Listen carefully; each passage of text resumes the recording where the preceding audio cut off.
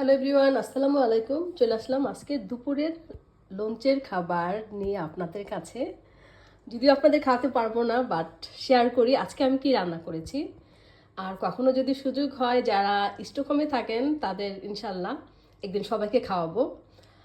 তো আজকে আমি যা যা রান্না করছি সেগুলো শেয়ার করি। আজকে করেছি আমি ডিম ভুনা, তারপর এটা হচ্ছে লইটা শুটকি বেগুন দিয়ে এটা ভুনা করছি। আর এটা চিকেন রান্না, সালাদ, আর আছে চিকেন দম বিরিয়ানি। তো দেখি চিকেন দম বিরিয়ানির কি অবস্থা। এই তো চিকেন দম বিরিয়ানি,